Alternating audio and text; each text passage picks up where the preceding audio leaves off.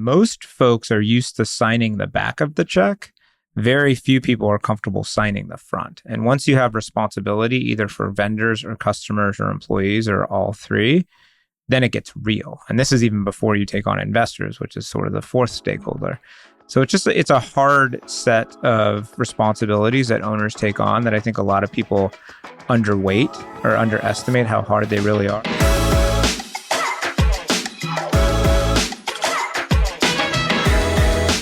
What's up, dude? All right. This is pretty cool. It is pretty cool. And you were just saying like, this is like a real setup. This is a real setup. Thank you to your sponsors. I mean this is legit. Yeah. Thank you, C-Suite Financial Partners. We appreciate it. I knew it was either them or like Warner Brothers Discovery or something, because it was such a legit media setup. Yeah. Yeah. Listen, we tried it. We try to be somewhat legitimate. Welcome to the Diners and Deals podcast. I know. I wish we were at a diner. This is my fault. Too. No, it's my fault. It's my fault actually, because when I had conceived of this, one of my favorite TV shows is Comedians in Cars Getting Coffee with Jerry Seinfeld, and I love that it is like friends sitting down and talking, kind of like inside baseball, right? And talking at a diner. And I do so many meetings and meet my friends at mostly S&G. Everyone knows if you're going to meet me in Chicago, it's at S&G at 3000 North Lincoln Avenue.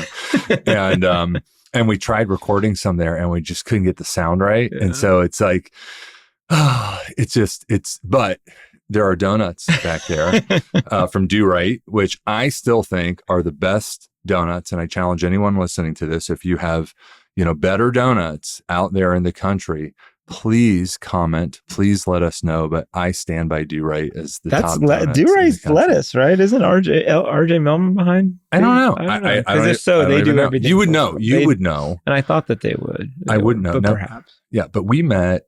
Man, we were just saying we got. It's been longer than we think. You were just saying 6 or 7 years, and then you're like, oh my gosh, COVID. Yeah. Right, which just skews the timeline. It's like we're living in the multiverse, right? A bit, but it has just been wonderful. You've been you're just so generous with your time. You're always so positive. You've got great energy. I'm an admirer of you.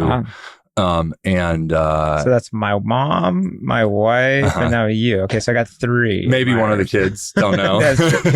He's too young to understand. Thanks for being here, and thanks for doing this, and thanks for sharing. You share so much on LinkedIn, and which I also am mesmerized by. That I wish I could be so vulnerable and open on that type of platform. But I just really appreciate you being here. Well, the fact that you invited me, and I looking at your roster of folks that are also doing this, I was like, I can't compete with these guys. It's my own little imposter syndrome already. It's already starting. It's starting. Should we get the couch, the therapy couch out? I can do that. We'll do that next time. Okay. We'll do that next time. Maybe the next episode could be sponsored by like Headspace or Calm or something. Sure. We'll call them. If you're listening, Headspace or Calm, we are open to that.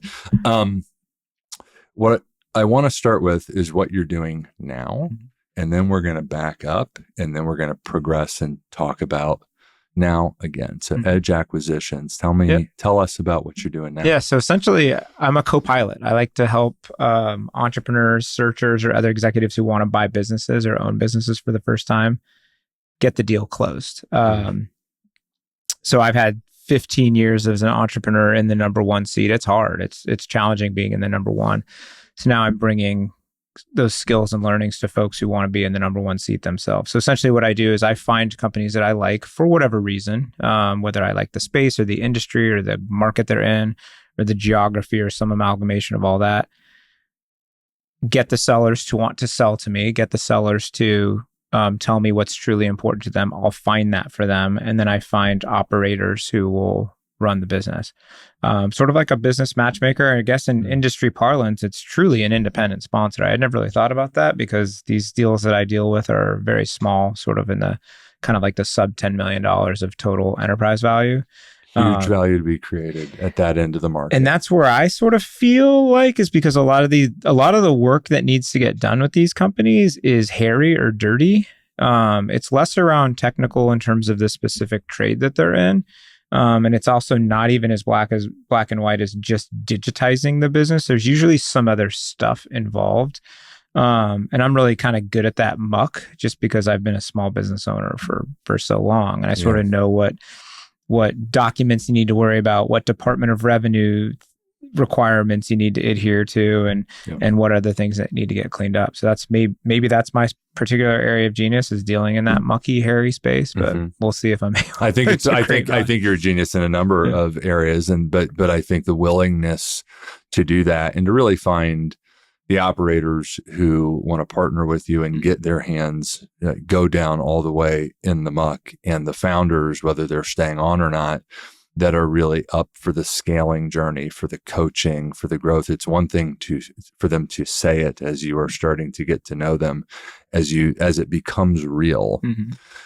Well, I'm 6 months in, so we'll see. We'll see. But you've been doing a lot in those 6 months. But let's.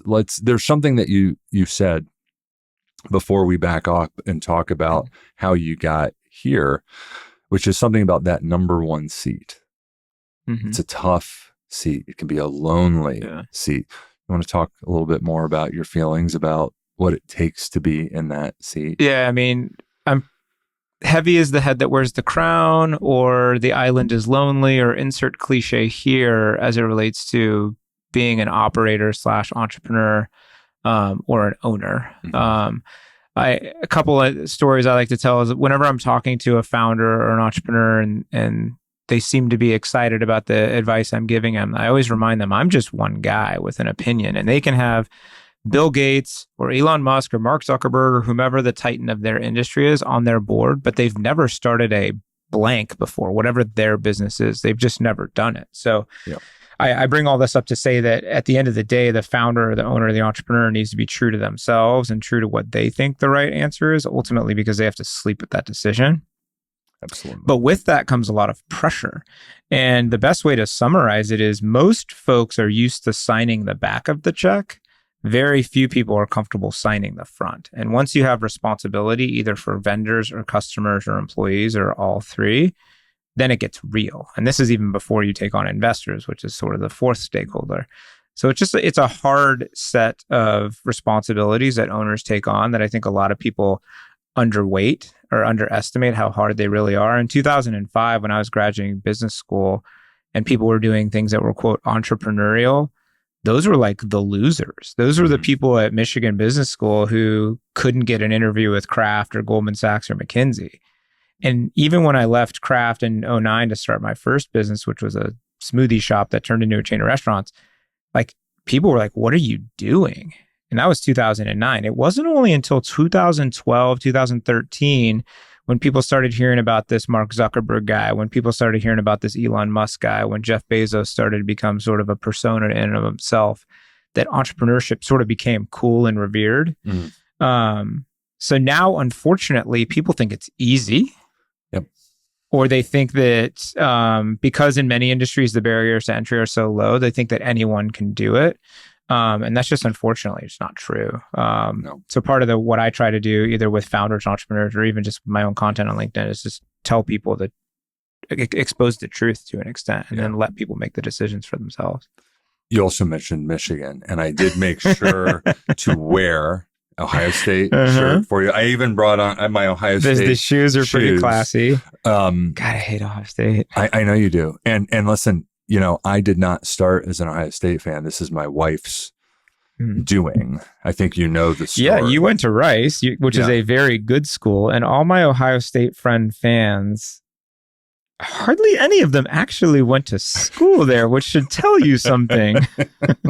Well, you know what happened in my circumstance? They did not recruit me for good reason. They did not recruit me, but I had I had some anger about that. You know, I was holding a little bit of a grudge, and so I would root against them.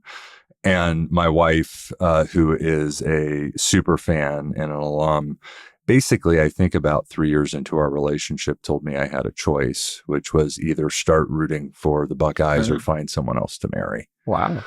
So I think it was a hard, you know, like it took me a while because, you know, like it's hard to do this if you're not genuinely into it. Have you genuinely gotten into it though? I've gotten there. It's, I mean, this has been now, I think, 21 years. Oh, geez. So it's, and it's been a good couple decades. Yeah. It's not a bad place to be passionate for. No, but it's, but it took a while for me to get there, but yeah, I think I made the right decision. Yeah. Imagine if she was a huge Cubs fan for the 100 years before they won in 2016, right?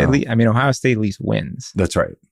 So we're going to get off of Michigan because we could go there. We could go USC. We could go a whole bunch of other places. We have duked it out a little occasionally over social media on this, but I think when we met, you were still at the helm of Protein Bar when we met. Now, what I want to do is back all the way up to, growing up. How did you grow up? Where did you grow up? What were your influences? At what point in time did you know in your heart that you were an entrepreneur? When did that happen? My dad was a small business owner.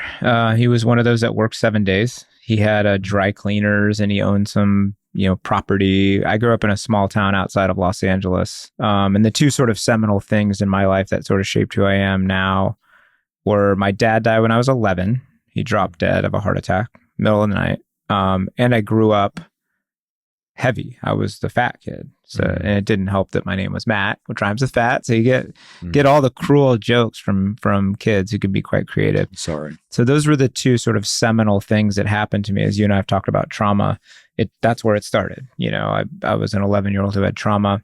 Yep. I'm very lucky though, because statistically speaking, most men who grow up without male role models, like a large number of these men end up either incarcerated or dead from drug overdose or other reasons.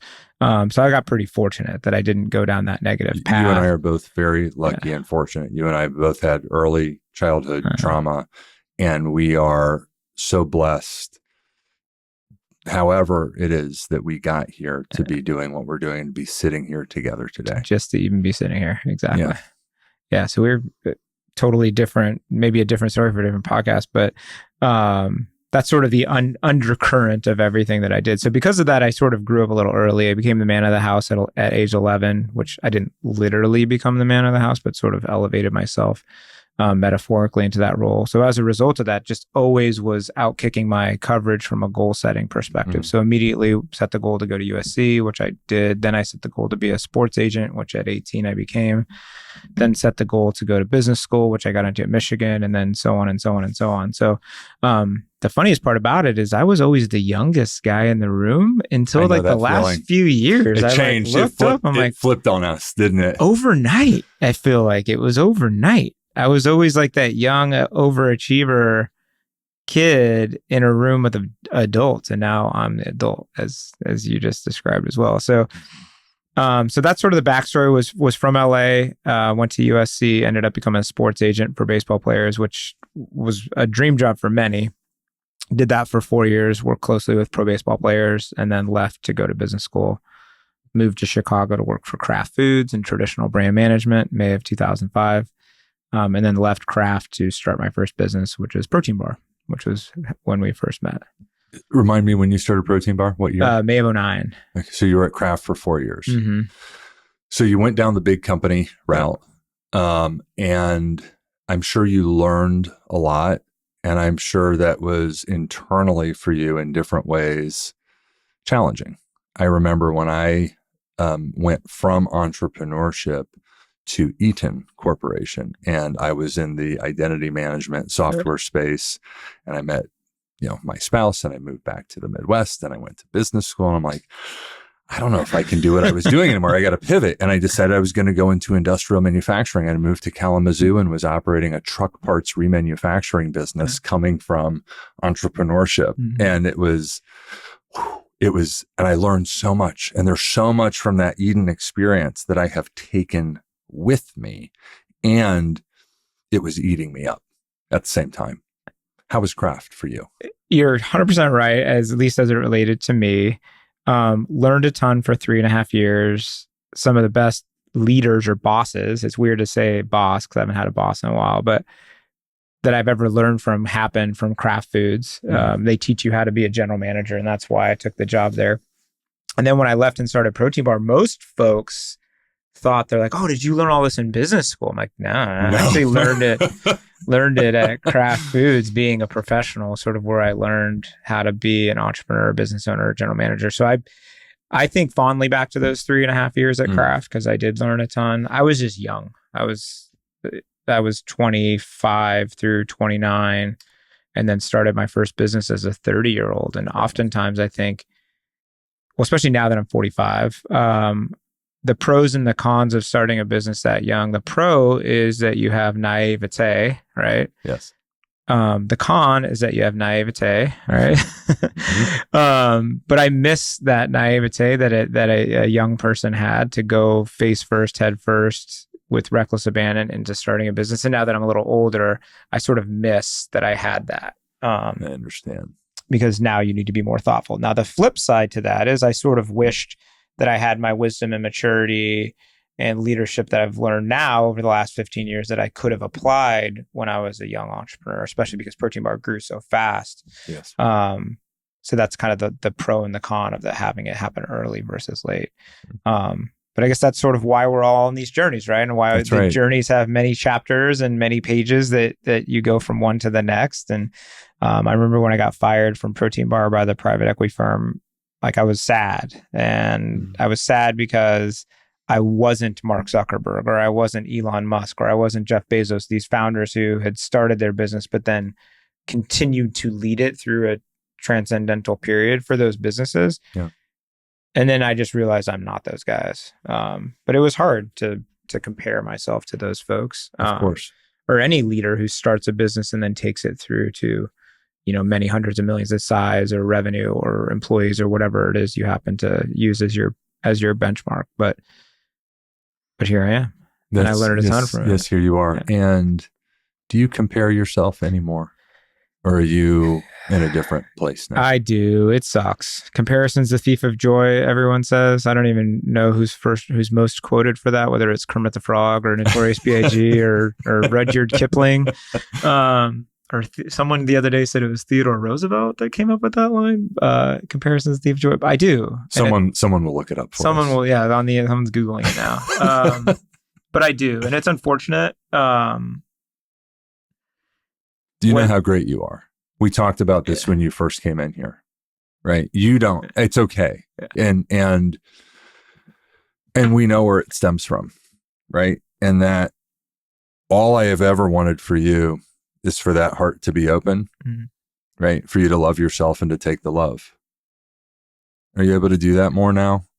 I'm getting there. It's taken, years of therapy.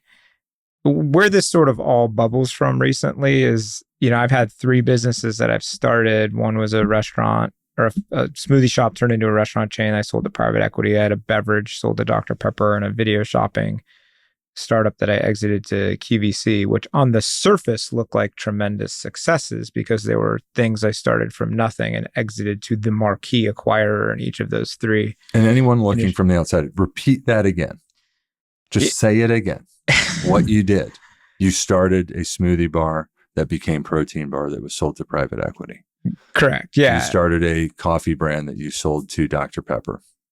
Correct. You started an online shopping platform that you sold to QVC. From the outside, right? The perception, right, is this guy has it all. This guy is amazing, right? All of these things. But how sometimes we feel about ourselves, people would have no idea how we feel about ourselves and how we perceive ourselves.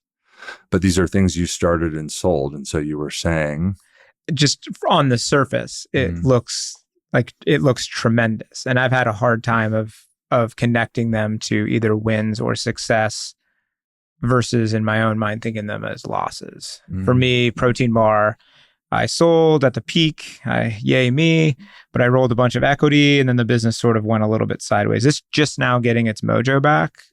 Thank God. I'm in the great leadership team there now. But it didn't achieve what I thought that it could or would. Dr. Pepper, I sold Limitless to Keurig Dr. Pepper right before COVID. Imagined, when I sold the business to them, it was nationwide at CVS and Walmart. and COVID hit, right? So no one's could predict that, and now the business isn't sold in those places. And then with QVC, I had a video shopping startup, exited them, went to go build video shopping startups for them, and they're tremendously successful. But QVC as a whole just is in a very not good place as cord cutting persists. So yeah, again, for me, I just think of them as not successes. And perhaps this is because, and forgive me if we're taking this turn. We can go wherever. I thought in my mind about 15 or 20 different places this could go. And the things you're sharing are going to have a big impact on a lot of people. Okay. So just keep going. And I guess if not, you just edit out and just pretend this never even happened. I'll reimburse you for the cost to rent the room.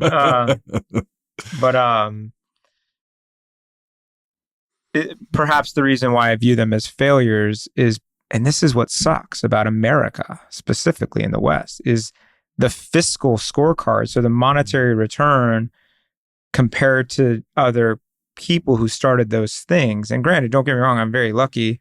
I'm a millionaire, which is, God, that was so weird to say and very arrogant sounding.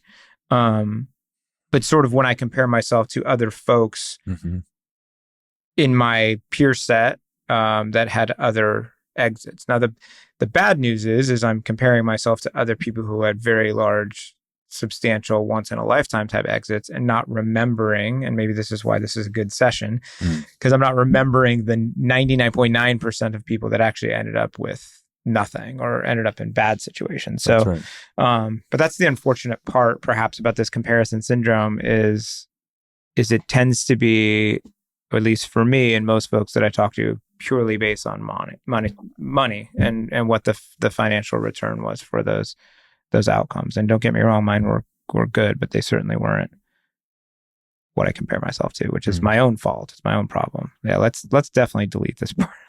No, I don't know if we're going to delete it. We'll see. It's because, listen, here's something I think that's very interesting as you continue to go down this next chapter. I'm going to back up and talk about some things within there before we get to Edge.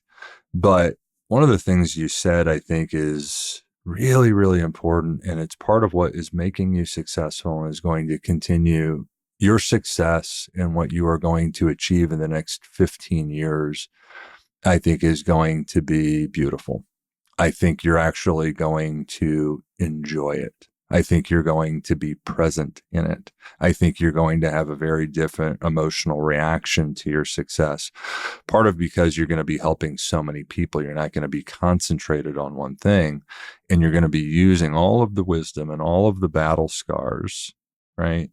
And all of the emotional intelligence and business intelligence that you have accumulated over these decades to help other founders realize their vision and help other entrepreneurs and operators realize their vision. And they could not do that without you. And you could not be in a place to do that had you not been through what you've gone through. But the important thing is, and I talk to sellers about this all the time, and all of the platforms that I'm a part of, and I talk about the seller hangover. And it's a combination of really 3 or 4 things.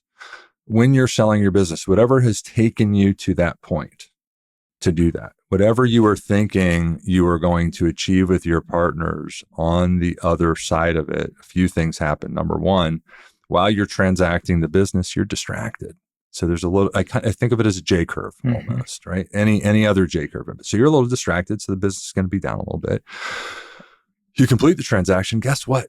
You would like to go party a bit, and you deserve, right, to go party a bit. The third aspect of the seller hangover is that when you come back and you now have partners, you have sold majority control or whatever it is, you are now figuring out, because for the most part, maybe other than your partner or your spouse, you really haven't had a boss in so long, and you went into this wanting a partner or perhaps wanting a boss or whatever that is. And then you show up and you have almost forgotten how to be a leader. You are without your bearings. And the fourth thing that shows up is a massive dose of regret and sadness, because you have sold your baby. And what I tell founders who I'm going through this process with every time is I tell them about all of these things. And I bet you do too. And it's one of these things that you have to go through the experience and go through the chasm, because they're not believing you, or they can't feel it, or they can't sense it. And all of these things in every situation, I've done over 70 acquisitions in my career. All of these things show up on the other side. So that feeling that you've experienced, this is visceral for you. This is real. You've sold your baby. You've sold 3 of your children, right? And so what I would tell you, just so that you don't feel so alone or so unique in this way, is that feeling is normal. And you can relate to the people, and you can help prepare them for this, and you can help pull them out. They're all going to go through this. The question is, how quickly can we get them to recover and reshape the mentality and remind them of why we formed this union to help them scale and realize their vision? I mean, you couldn't have nailed, for those that can't see this because we're on an audio podcast, I was taking the notes as Seth was talking, because I've talked to so many founders or sellers that have come into this place, and we've all sort of had an amalgamation of reasons. And you sort of encapsulated all 4 of those things in a very eloquent, templated sort of way. So just to review, I wrote these down. The seller handle consists of 4 things, and I lived all 4 of these. First one is distracted while selling the biz. So perfect example with that with Protein Bar. I had a 9-month diligence process with L Catterton, the most premier private equity firm and consumer in the world. And I didn't innovate for 9 months. And Protein Bar, for those that don't know, it's a healthy food, fast casual restaurant, sort of in the vein of a Sweetgreen. And for 9 months, I didn't innovate. And then the deal closes and I look up and Sweetgreen has expanded and Panera Bread has quinoa on their menu. And there was all these things that I was distracted because of the selling. So, and I talk about that a lot because that sort of put the business back. And then you feel 10 behind. years. And then you feel behind. And you might be behind. Yeah. And we very much were behind. Like I said, we're just now getting mojo. Number 2, the party a bit was what I just wrote down. That's exactly what happened. So I had money for the first time in my life. I had this girlfriend who was not a right fit for me and was taking my victory lap, and probably as a result of that made some decisions that were sort of poor for the business, which in hindsight, perhaps I would have done differently. And let's pause there. And it's really, and it's not to not go celebrate, but at that point in time, and I talk to founders about this all the time, it's like, what do we need most? We need performance and we need recovery because we know it's been down, and we need you present for everyone else, right? That has also felt the lack of your presence for so long. And for most of them, this is brand new news. You've been living with this news. You forget that this is new news. Life-changing news, transformative news. Everyone's going to be questioning why, and the whiffums, what's in it for me? What does it mean for me? All these things. And they need you fully present, emotionally present, leading them through the chasm. But so many founders right at that moment, and I get it, want to take the victory lap, and it shows up in the culture for quarters. Spot on. The funniest, it's so interesting with Protein Bar. So we had about 600 or so employees when the transaction happened. Again, Protein Bar, a chain of restaurants. At the time we had, 15 units open, maybe 16 units open. So think of Protein Bar as the size of like a Starbucks or a Chipotle or a Sweetgreen.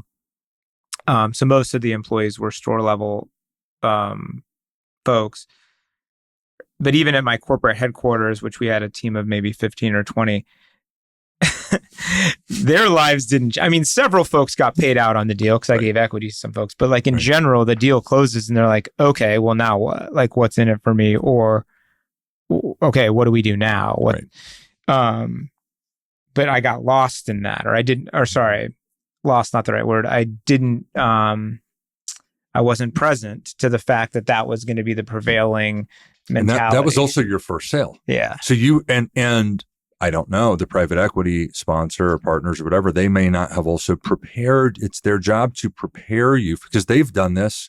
How many times have they bought a business? Hundreds. Right? Yeah. Hundreds of times. And what I also find quite often is that they are not showing up in the right way as well, especially with someone that's going through this for the first time. Yeah, I mean, the short answer is yes, right? To everything you just said. I don't blame L Catterton for what happened. They made 6 investments in QSR fast casuals right around the same time. We were their biggest. It was a $25 million investment, and it was out of the growth fund. Catterton's mostly known for being a massive buyout fund. You know, he took Birkenstock public and, you know, a number of others. But they started dabbling into this growth space, and we were their first investment out of their second fund. And I bring all this up to say that most of those 6 deals either went sideways or went south. And perhaps it was just they didn't prepare us. Perhaps they dabbled in a space that was unfamiliar for them, getting, you know, a little bit more downstream than what they're used to doing. The joke amongst all the founders of the other 5 concepts were that, I got fired first. But everyone eventually got Matros, as we all called it. Every single one of them. That's funny. I've got a friend who was on this podcast recently, and when we played pickleball, it's called Santiagoing. And it's when you hit the ball before it bounces on the second shot. Anyway, so now we know what being Matros is, and we know what being Santiago is. I enjoyed the Chris podcast you did with him, by the way. Great. But there are lessons here. Let's think about some of the lessons and keep going through that list, right? But there are also lessons for what founders, if they are going to be taking on private equity, should be asking, right? Should be asking of the fund, should be asking for, like, what is the preparedness plan? What is the 90-day plan? What is the communication plan? What is the cultural plan? By the way, is this your first time investing in the lower middle market, or is this like your first time investing in the lower middle market? How do you bring resources the way that you are now? You're going into the lower middle market, and the amount of human capital that must show up and the way it must show up in those deals versus taking something that's a mature company and taking it public. Very different skill sets that you need to show up when you are selecting your partner. Hopefully they're going to be founders that are listening to this that are going to be selecting you as their partner, right? But lots of lessons in this when you're looking at capital selectivity. Yeah, I mean, you said it best, because all capital is green. Everybody has capital, and all the groups, whether it's an individual, whether it's a family office, or whether it's a private equity firm, has the same amount of money, right? At least as it relates to your transaction. So that's never really the problem. The issue. It's really, well, what are you going to do after the fact? I think a good way to illustrate a difference that I just sort of discovered or learned on my own is that, because someone said to me recently, they're like, well, Matt, you sold the company on October 1st. Well, October 2nd, the job was still the same. Like, it's not like something changed overnight. And the best way I can illustrate it is founders or entrepreneurs have a vision, and professional investors have an underwriting plan. Correct. And the two things are the same. But a vision starts with looking at the end and working backwards to get there. An underwriting plan is sort of, I guess, what you would call kind of like bottoms up, or an underwriting plan doesn't really allow for much variability or margin for error, at least in the instance of Catterton's. I remember sitting with Catterton in Broomfield, Colorado, as we were sitting at a fucking Starbucks going through the underwriting plan that they had built for Protein Bar. And I remember thinking to myself, like, they're pricing this to perfection. Like, holy crap. But of course, I'm not going to say anything because of the valuation. You're not going to say anything. You're not going to push back. You're not going to know. And I don't know if you've been operating with debt before or not. Maybe not. Maybe a line of credit, something of that nature. Well, now you've got institutional debt. Right? You've got covenants, which you may not have operated under before. By the way, they have investors that they have to report to, and they are competing for scarce capital within their fund, right? Just because they've committed capital to you, well, you are part of a batch of, let's say, 6 companies that are all being funded, right? And they have to report to their LPs every quarter, and they are measured, and they have promised some type of cash on cash return. And those LPs, right, could be a pension fund, whatever, they are putting downward pressure, right, on them. And so you don't know this really until like your second or third institutional deal, right, on how to really work with them. Because you just kind of look at that plan, you're like, I want to do the deal. Sure, I'm going to hit that. Of course, I'm going to hit that plan. I always hit my goals. What's going to go wrong? Of course, we're going to do that. But you really, unless you've really, and you're very good at, we become very good at this as deal guys at projecting ourselves into the seller, but the seller projecting themselves into the investor and really absorbing, right, fully, neurologically, the underwriting plan typically does not happen. It's funny. Just this week, I was in Canada where I'm under LOI to buy a B2B2C beauty business. And I actually told the seller I didn't want to do the deal because I thought he and his wife and his co-founder were the best people to own the business. Largely because, again, very small, low, not even middle market, low market. I don't know.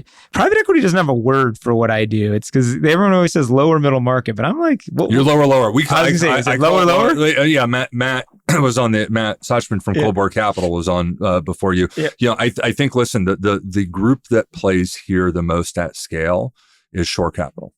Okay. Yeah. Justin. Yeah. They are the group that play, right, that scale plays here very well. And if you then think about like their in-house bench, they've got like 180 people on their in-house bench that they bring because they understand the quantum and type of human capital that you have to bring to these businesses to really build them. Coldboard also plays in that space institutionally. You are playing in that space. Let's just call it as an independent sponsor. Yeah. Right. It's the work that has to be done is very different than when you're buying a mature company. It most certainly is. Going back to that seller thing though, just to put a bow on it, you're totally right about the seller. Yeah, they're just, the seller and the buyer have to be simpatico, which is obvious, right? But for those folks that are listening, they didn't see Seth sort of made a visceral motion to his core because you're ingesting each other almost. God, that sounded weird, but you're two become one, or the seller and the buyer really need to be in line, not just, oh yes, that's where we want to go, but here's how we want to get there. But then moreover, when it doesn't go well, correct, what's going to happen? And what are the choices we're going to have to make? Because before, if things didn't go well, the Christmas presents aren't going to be as lush. The vacation's not going to be as long, right? These are the implications, let's say, right? The implications with investors and debt, whether that's SBA and seller financing and you putting in some of your own capital or an LP or move up the stack all the way to institutional, the implications are much different. And I try to do my best to help sellers as best as we can to help them understand this, but they've never been through it before. And all I'm saying is I am watching you like literally process things as we're sitting here. It's really interesting because you know all of this. You don't realize how much you know. And the value of that knowledge and wisdom that you're bringing into this next chapter. The folks that partner with you are so lucky and blessed. And I hope you go back and listen to this and remind yourself of all these things you already know that you are bringing with you that you have forgotten. I appreciate that. I was going to ask you a question though. Okay. Is it best then, because again, a lot of my insecurities around this has to do with the fact that I rolled 40% of what I'd owned. And in a bizarre twist, I actually didn't want to roll. Sorry, I wanted to roll more. It was Mark Cuban, who was one of our investors, who said, no, Matt, your operating agreement says you need to roll as much as we do. So I ended up having to take more cash out, which ended up being a godsend in hindsight. But do you think this is different if you sell the whole thing? Yes, it is, because you're no longer part of it. It's different. It's like a difference. These seller hangovers these things are different. When you sell the whole thing now, you might have regret afterward. You might have loss of identity afterward, right? You might go on this whole other existential journey if you have not become emotionally ready to sell your business. Part of that also depends on where the seller is in their life horizon. But I also caution people about buying businesses with retiring founders unless they know that business inside and out as if it is a part of their DNA. Like it is the seller. Yes. But yes, these things are different when you're selling your business outright and you are no longer going to be a part of it. Many of these things don't show up because you're not showing up day one after the transaction closes. You are gone. So there's a different type of preparedness for that emotionally as the seller, but for the buyer, there's an entirely different set of diligence and considerations and risk management that has to go into buying a business with a retiring founder. And I will remind all buyers, no matter the situation, you are always at a significant disadvantage because you have no way of knowing the truth. And it's so funny because most buyers, at least again, in the what'd you say that you and Matt call it? The low? The low market. Most buyers in the low market are dudes like me or search funders. They all think that, and maybe this is their naivete, they all think that they know more than the seller. That hubris is dangerous. It's sad almost. I was looking at a floor cleaning business in Iowa, beautiful company, $2 million of top line. Single guy owned the business for 15 years, maybe longer than that, paying himself $750,000 a year. That's a great living. It was a great living. Yeah. The business essentially was just doing the floor waxing every single night at Hy-Vee's in Iowa, which is a grocery store.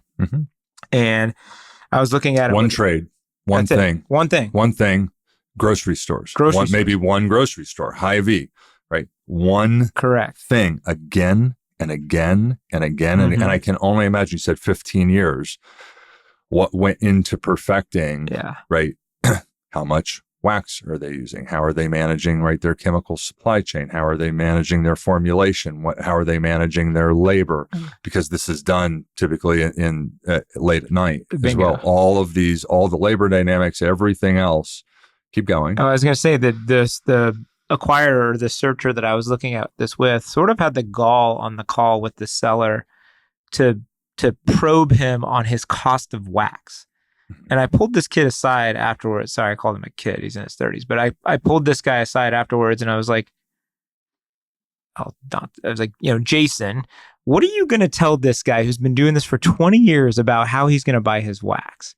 Sure, you can maybe help him something on the commercial side or maybe growth related that he hasn't thought of. But what do you know about it? I'm not sure how we got on this topic. And is that even really the lever? And is that even the lever? Exactly. It's $2 million of revenue with $750,000 of net income. Yeah, and maybe it's 759 because you have a better wax guy, right, or your cousin has a candle factory somewhere. Like it's. Gosh, how did we get on this topic? I don't know. It's okay. But we're talking about seller hubris. Buyer hubris. Buyer hubris. Yeah. Now, when you advise, because you advise a lot of private equity firms. So, yeah, a few here or there. You're being but this is not about me. You can ask me a question, but we're going to get back to you. But well, I was going to say, is the first thing that you're looking at value? Is the first thing you're looking at the future? Is the first thing you're looking at is why is this guy selling? Or gal selling? There's a book behind you. Okay. And I'll tell you the first thing that I look at, and I never look at a business with a retiring founder ever. So that for me, that's crazy because I like that. No, everyone's different. I'm just telling you about, and it's part of because of where I play in the market. We're going to get off of me for a second. But there is a page in that book that I love. And Steve Carroll, who was on this podcast, and I were talking about it. And that book is Big Panda, Tiny Dragon. It is a picture book of Buddhism 101. And they're having a little chat and they're like, what is it about? Is it about the journey or the destination? I think Big Panda poses this to Little Dragon. Could be the other way. To which Little Dragon responds, it's about the people. Right? And so for me, to answer your question, what is the first thing that shows up? Whether I'm in, just deal advising, I'm going to be involved in it. It's, we are going to be married. And this is like old school marriage that does not end in divorce, right? Or that cannot be annulled. Right. This isn't going to be, it's going to be eventually, whatever the hold period is, but we are together, and do we want to be together? Do I care about these people? Do they care about me? Do they care about our investors? Do they care about their culture? Do they care about their people? Do they care about their customers? Are these people that I want to be around? Are these people I want to hang out with? Are these people that I want to be in service to? And when you're bringing in institutional investors, you were mentioning someone like, Great Range Capital the other day, who I am so fond of, and I love that team. And I think about, one of their LPs. I won't say who it is, but let's just say that it is a pension that is investing on behalf of teachers and firefighters. That is who we are producing, not just for the seller that's founding, that's bringing the business to the table, and the partners at Great Range and their principals, who are incredible people, but the majority of the capital that we are deploying and have to pay back is to pay for the pensions of firefighters and teachers. That is that is a big part of who we have a duty to, right? And like, to what extent do they embody really the understanding of the duty of taking on outside capital, right? And being a steward of that, and being a steward of it. So anyway, for me, the first thing that shows up is the people. Now, there are 1,000 other things, like, do I like the business? Do I like the end market? Do I like the commercial model? Do I like the operating model? What's the talent plan? What's the value creation plan? There are all these other things. But for me, it always has and always will start with people. And in my own company, in Samson, my logo is a dog. My company is named after my first dog, who was a King Charles Cavalier Spaniel. Is a comfort spaniel, someone that an entity, a being on this planet that is here to help others. And on his logo are the crossed donkey jawbones. Why donkey jawbones? Well, because in the Old Testament, Samson slayed the Philistines with the jawbone of an ass. On my logo, there are crossed donkey jawbones, because what I say to all my I don't have clients, I have partners. We are going to war together. Right? We are picking up arms together to do great things. Right? And so for me, it's, do I want to be in the trenches with these folks? Long-winded answer to that is the thing. Well, how do you decide? So if 9 out of 10 elements are great, but the 10th element is the people, that's no go for me. Have you ever had a situation where you've overlooked that, or you didn't in the past? Sure. Yeah. This is what comes from, for me, 20, I'm a bit older than you, 25 years of doing this. There were times when I sacrificed these things. Now, for me, the other thing that's important for me, this is just for me personally, this is not for everyone. There are 2 things that have to show up. I used to tell myself that I did not have to be emotionally connected to a business, but you spend so much of your time in it. And there are many people who don't have to be, but I am not that way. Mm-hmm. So 2 things have to show up for me. Number 1, do I love the people? Number 2, do I love the business? And if I don't, it doesn't mean that it's not like, now that's if I'm going to be involved. It's very different than if I'm just like advising someone on, they've called me in as an expert witness on looking at a deal. But for me to be involved, those things have to show up if I'm going to be a board member, if I'm going to be an investor. And when I sacrificed those things, when I put those things aside, when I told myself a lie that I could be like most other people, then I was not myself. And then I was not living. Then you're surviving. Mm-hmm. So the way I make choices, I am not saying, do what I do. What I am saying is, be yourself.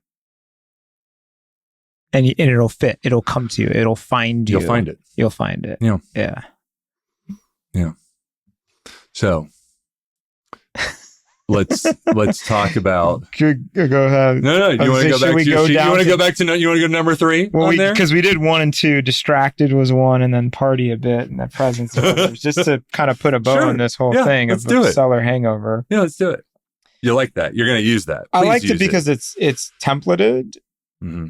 It makes sense. Yeah. It covers all the bases, at least for me. I'm sure there are other sellers out there that may say, oh, you're missing this or missing that. But to me, it's all encompassing. I've got another rating scale I'll tell you about, not on this podcast, that I think you'll like. Keep going. The last 2 were haven't had a boss, and now you have one. And then the last one was the dose of regret, which is going to happen regardless. So that's right. And that boss thing could be partner. Yeah. Right. But it's in some shape, form, or fashion, depending on how you're capitalizing a deal. Like we talked about your janitorial deal, right? You all are partners, let's say, right? But listen, if you're taking on bank financing, you bust some covenants, the bank might buy the business. You're probably not going to be working for the bank. But if you take on, if you do a majority recap or whatever, and you sign then an employment agreement, whatever it is, you're going to have a partner or a boss probably for the first time in a long time, or maybe the first time ever. Yeah. And it's a wake up call because at least with me in Protein Bar, I went to not reporting to anyone, doing whatever I wanted for right or wrong. Now, granted, I had investors, so I had that. I definitely believe I didn't call it fiduciary responsibility then. I called it, holy shit, I took other people's money and I need to make sure I don't F it up. Which I guess they would define that as fiduciary responsibility. It wasn't until, though, I had someone I felt like I was reporting to other than the customer. You're always reporting to the customer, but now I'm reporting to this other thing that had their underwriting plan. And you just said something really important there.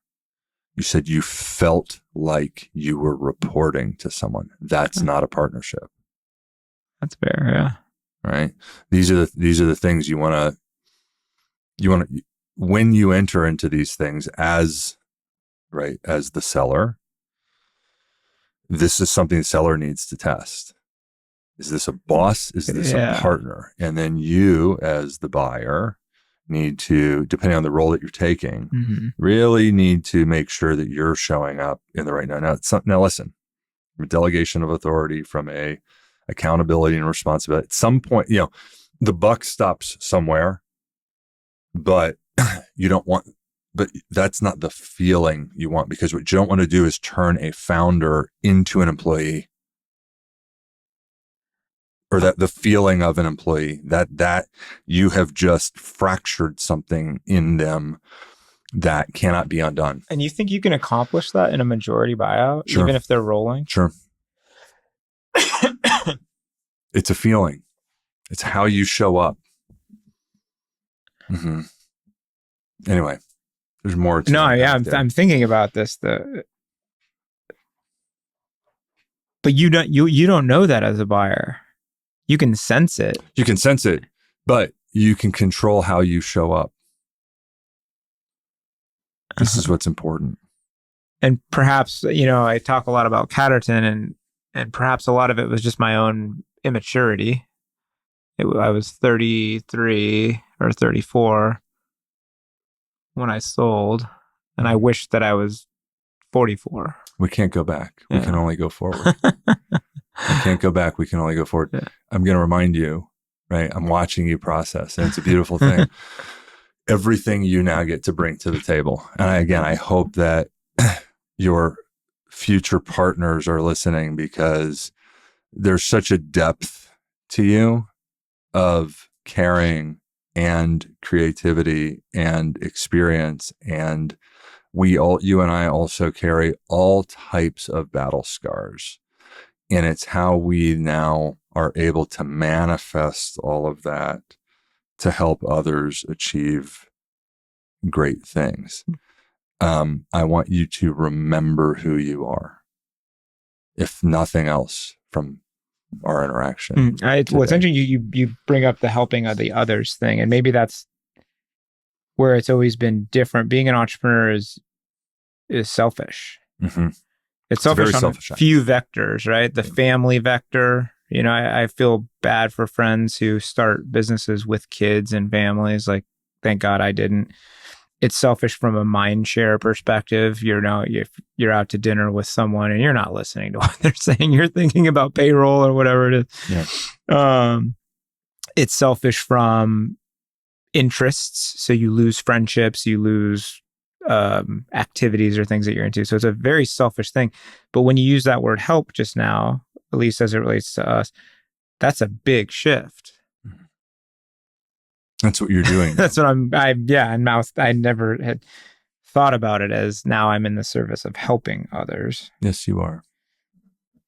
And if I were to go speak to your partners, I know they feel that way about you. I watch what you do on LinkedIn. You don't know the impact you're having. I know it. Others know it. You're having a massive impact, whether you know it or not. Mm-hmm. Yeah. It's pretty special. Thank you. I guess it's been neat that when people reach out, because I know it takes courage to reach out to someone that's a stranger, but people will reach out and send me notes. I'm sure they do. That resonated a lot, whether it's about sobriety or getting fired by private equity or getting money for the first time or mental health or whatever the challenges happens to be. Yeah. But I don't want to be the woe is me guy. So. You're not. No, you're not coming. You're not coming across as the woe. You are not at all. I think that as you embark, you've already invested in a number of businesses. You're doing this as you do this at scale. People that are going to listen to this, again, it's something that trauma survivors, just so that those listening, if you know a trauma survivor, if you are a trauma survivor, I am a trauma survivor, you are a trauma survivor, our conception of ourselves is much different than everyone else's conception of us. And so the way you are showing up here, the knowledge that you are imparting is gold. This is what your partners want from you. This is what your LPs want from you. It's all these lessons learned, and it's the wisdom of now how you apply them, right? There's maybe Oprah or Jeff Bezos have the time machine. Maybe they've got it. Yeah. All right. We don't have access to it. Right. And now you've got it. We have an opportunity, and I think we have a duty. It's why I'm doing this. I feel I have a duty to share and to bring on guests who want to share their experiences in a vulnerable way, in a natural way, as sitting here as friends. Like, we barely even know the stuff is here. We're just chit chatting, right?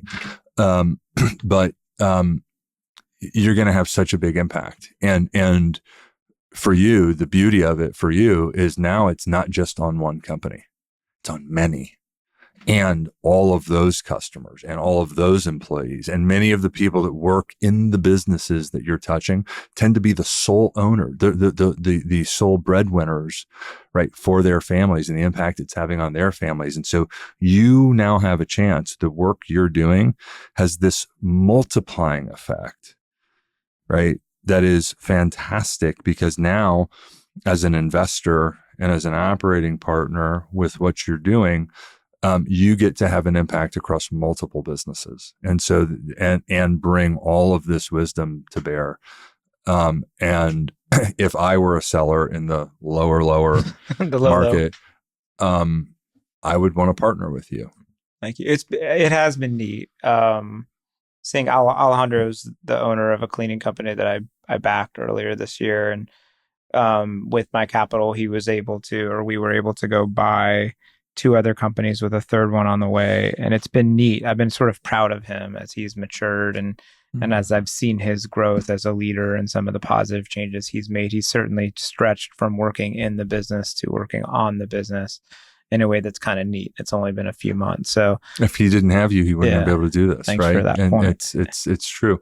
I do want to talk about one thing, and then we're going to end with whatever you want to end with. And God, I could be here all day. Well, you'll come back like Lionel Richie all night long. Hey, baby. We'll do it, but we'll maybe get another sponsor and have a couch and all that stuff. Let's talk about the roles that CFOs or controllers or office CFO, whatever it is, but financial, right? That financial acumen has had in your ability to build and scale businesses. And as you then look at the lower middle market and look at professionalizing these businesses, scaling these businesses, executing buy and builds, usually when you start with one of these platforms or companies, and then again, you might be taking on debt or some of these other things, typically the people, if there is a finance function at all, if it's not just an outsourced bookkeeper, but this is an area that typically needs, significant, investment and scaling up. Can you talk about your experiences with building that function? It's, as someone, I'm a consumer guy, so everyone thinks of me as like the touchy-feely storyteller, pretty picture guy, which is by and large true, which is why I like consumer. But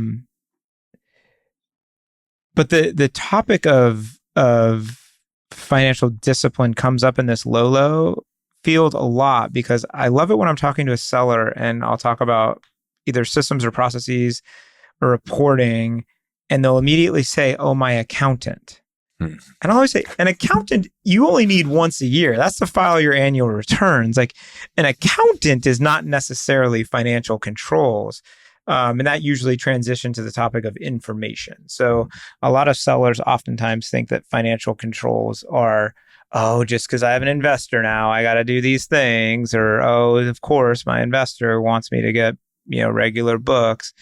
And I tell every seller, it's for you. It's not mostly for me. It's just so you can make better decisions about your business, and you need that information.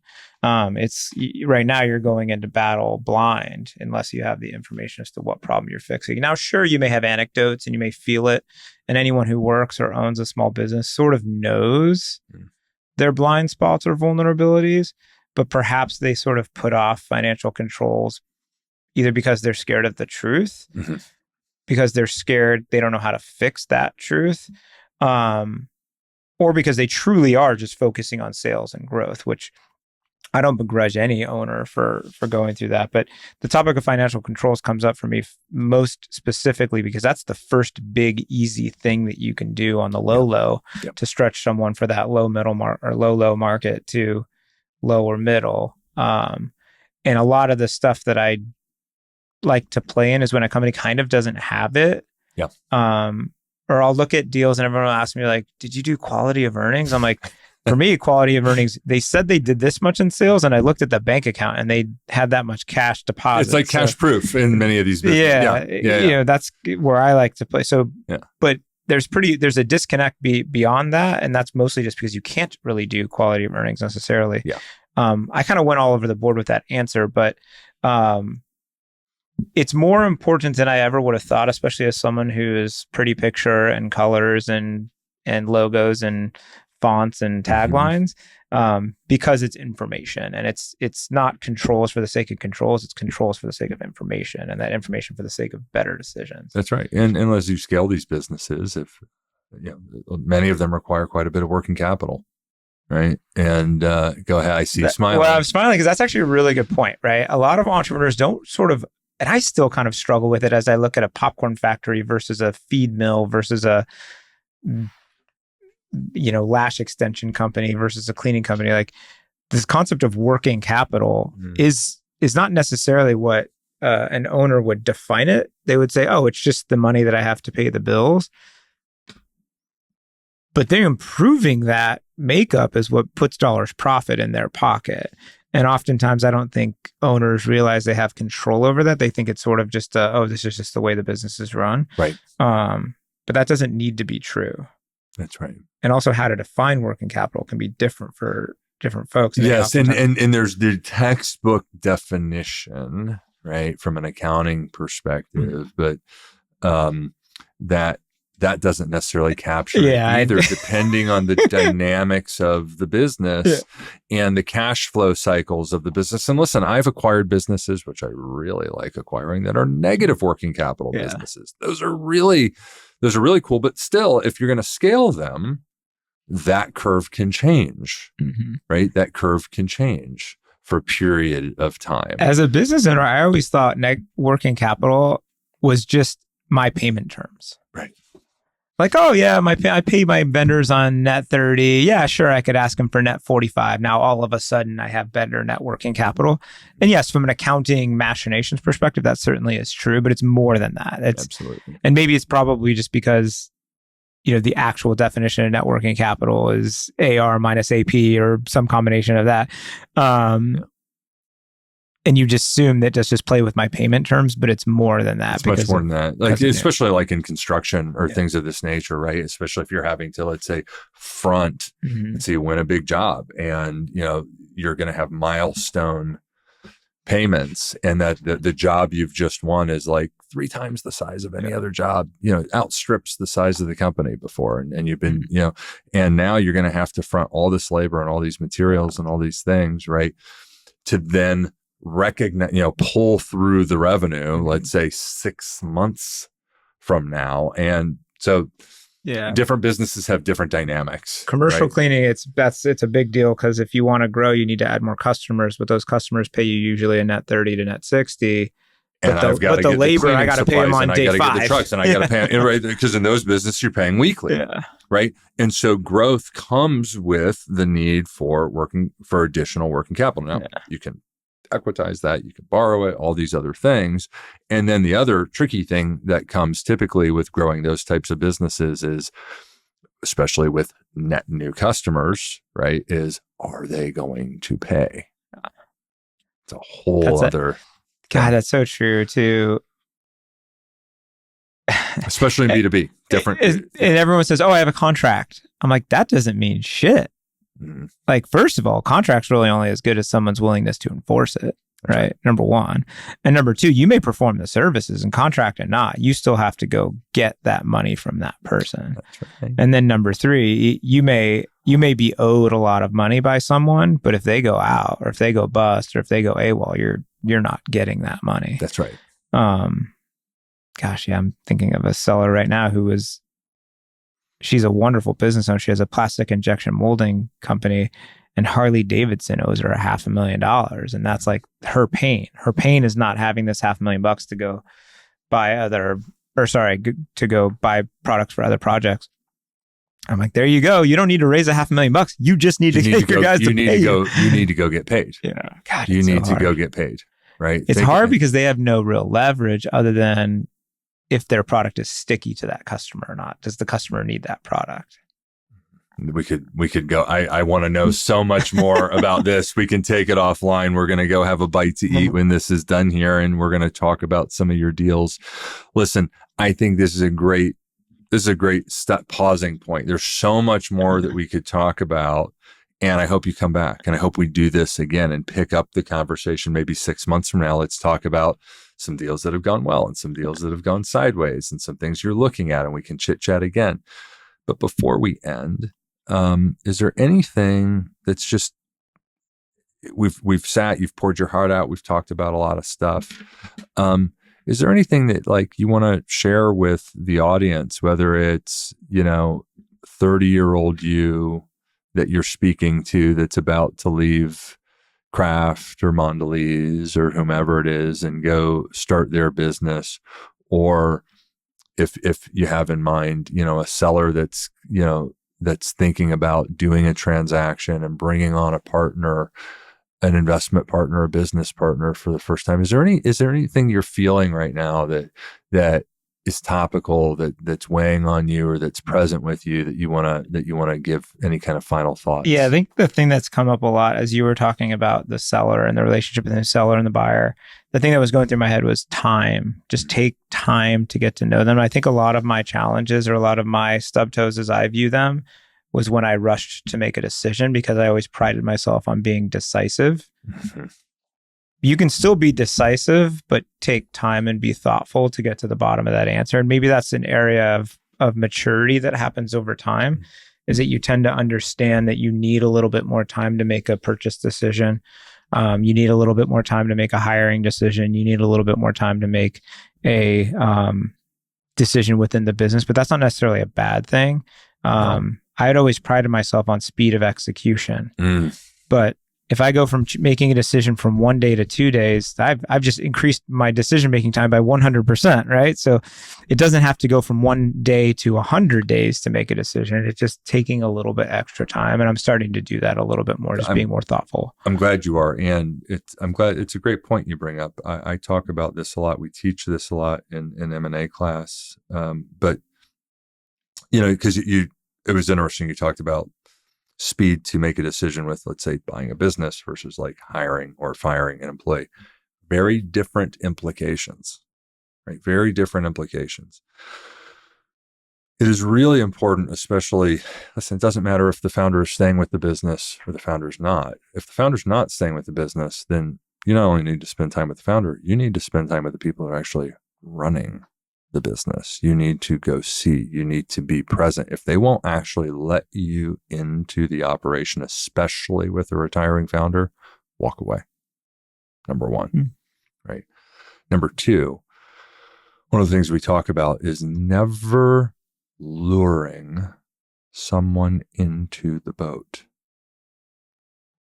This is not fishing. This is not selling. As much as you have great salesmanship, and we all, right? There is this natural tendency to woo. There is a competitive nature in us as well that likes to win,